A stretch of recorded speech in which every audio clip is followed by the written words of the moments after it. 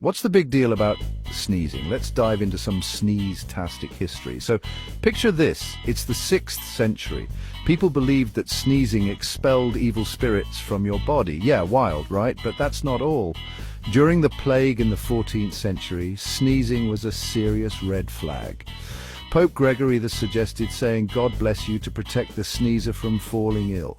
Talk about a divine intervention. Fast forward to now, and it's just a polite thing to do, but hey, knowing the history makes it way cooler, doesn't it? Next time someone sneezes, you'll have a fun fact to share. Stay curious, folks.